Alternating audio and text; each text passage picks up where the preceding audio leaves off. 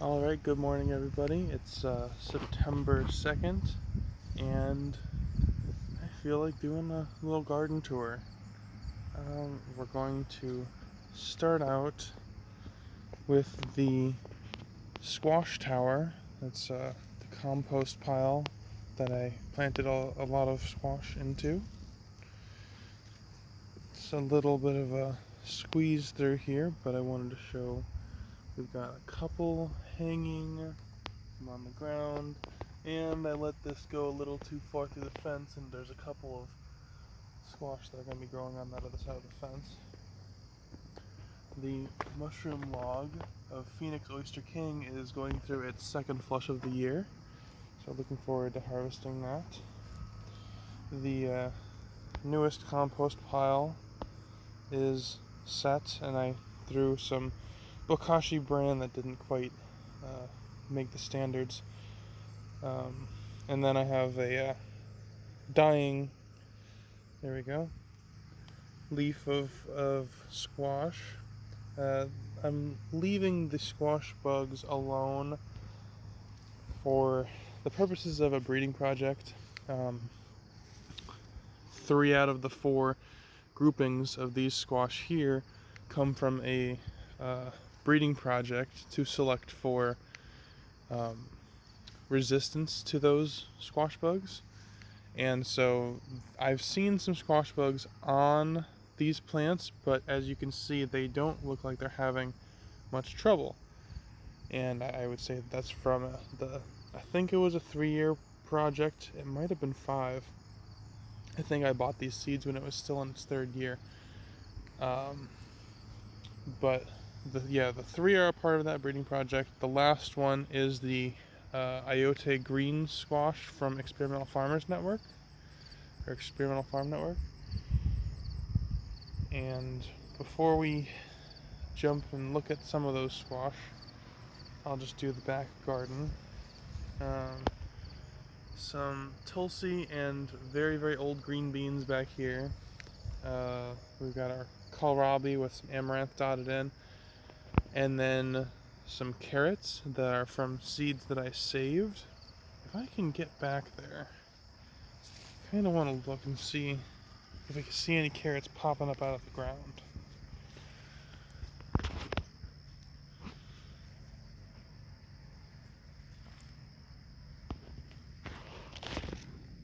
They're existent. They're not super tiny.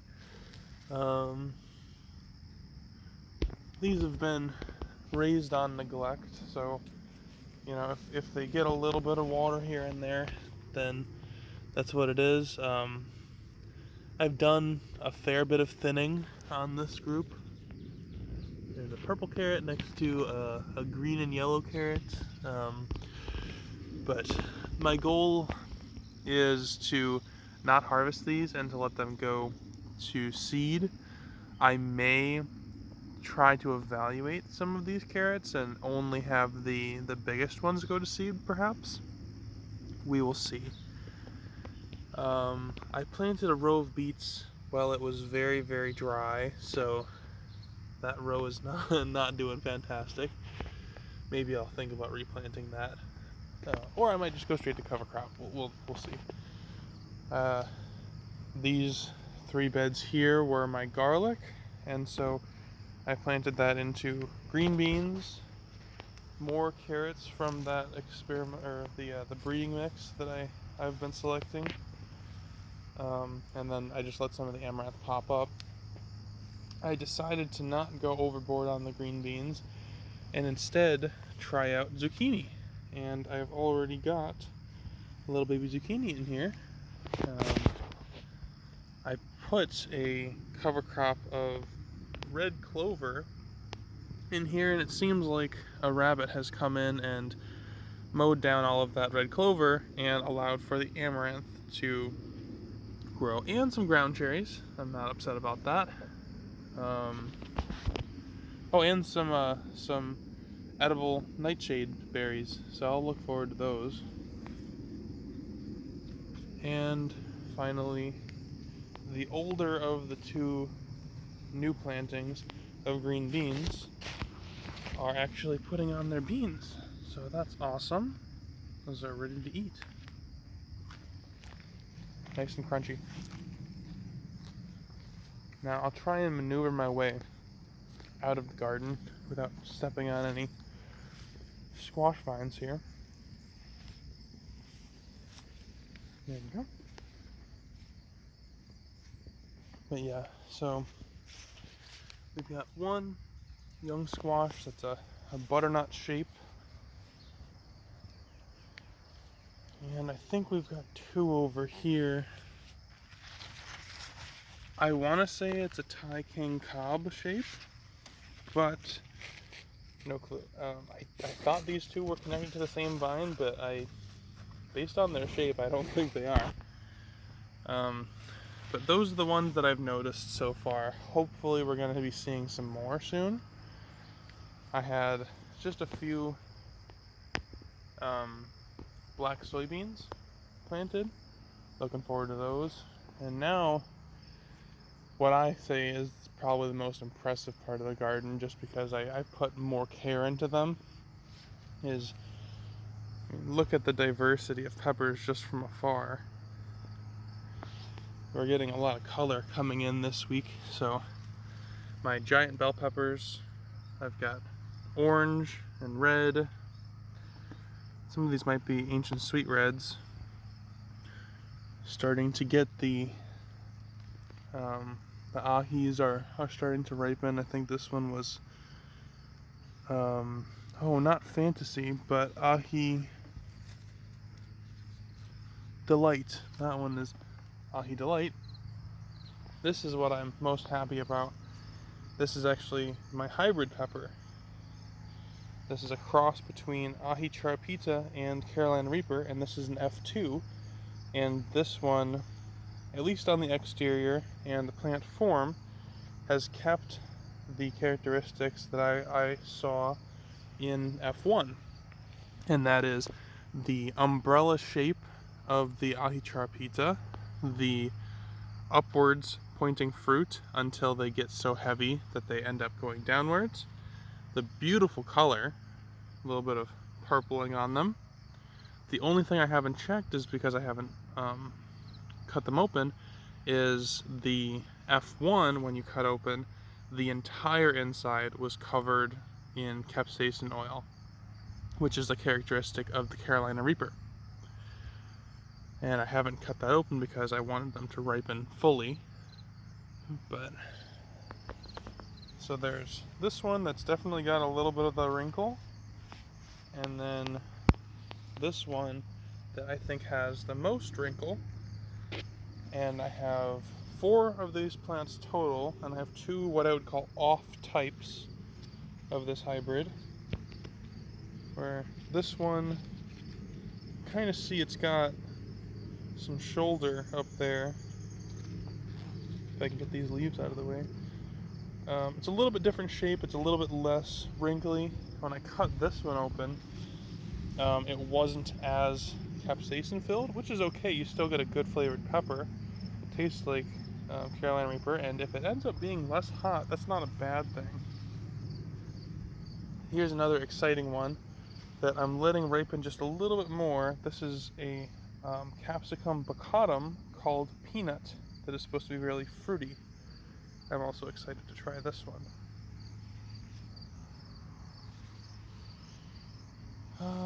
The Numex No Basco, no spice Tabasco pepper, that'll be interesting to try. And also the Numex, this should be the Numex Trick or Treat, which is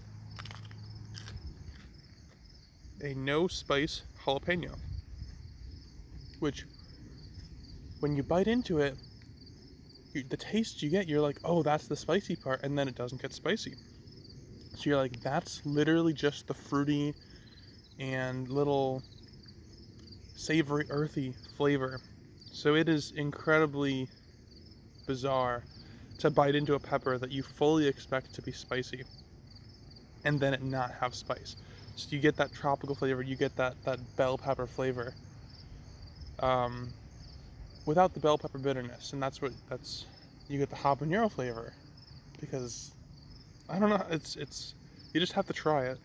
This is my first year with a no spice capsicum chinense, and I won't grow a ton of these, but I'm definitely going to grow them again. I want to try them in recipes before I decide how many I'm going to grow.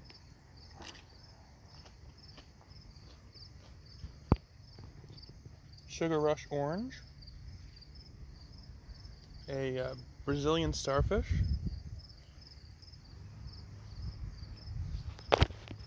mushroom yellow, or something like that, chiaca pepper. I'm waiting for those to turn black. That one doesn't look that great. At least I thought they were supposed to turn black. Maybe I can cook some with some early. But I love those ahi delights. These are another one that, let's see if I'll look silly, but yeah, I'll grab that one. These are like a low spice capsaicin baccatum. Super crunchy. I was expecting some heat with them, but this is my second one that I've eaten.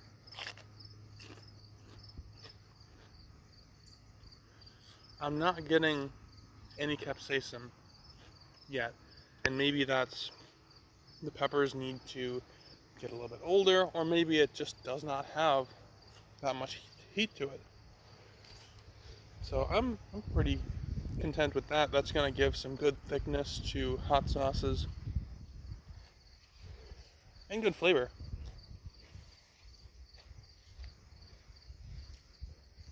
A couple of different mole peppers that I'm not remembering the name of at the moment.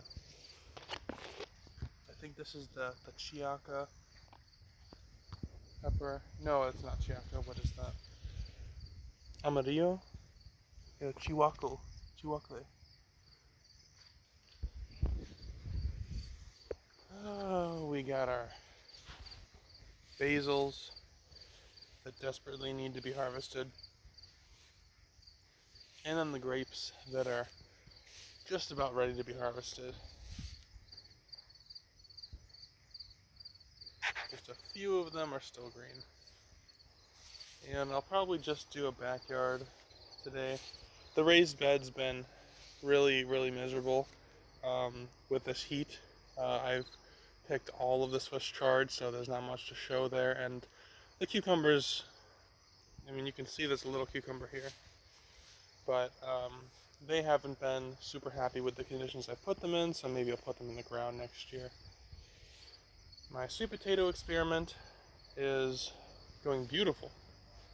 I've got multiple individuals that are putting on flowers, and when it's shady, they actually open up their flowers during the day in the shade, but more often it's dawn and dusk that they are flowering. So I'm hoping to get some seeds for these sweet potatoes. These three, those two, maybe three, one or two of those individuals are all from seed. These two are from store-bought sweet potatoes, so they're spending a little bit less energy on flowers, so they're getting a little bit bigger. One of these is from seed this year, and the other one is from seed last year. And it's a very dark sweet potato. It's a dark purple sweet potato. Obviously, I have my turmeric right there. And then I used my aquaponics bed to grow taro. And so that's, they've been blowing up. We'll see how much of it I can actually eat versus what I'm going to be storing for potentially next year. But I've got a bunch of American persimmon ready to get planted out. And a onion tower, red onion tower, that I've kind of been neglecting since the green beans covered everything. But I'll harvest them towards the end of the year, and we'll see if they got any bigger than the stuff that I planted. Um, that'll be fun. And you can see some Swiss chard in here. I picked all the leaves for dinner a couple days ago. But yeah, that is the backyard garden tour for now. Thanks for watching.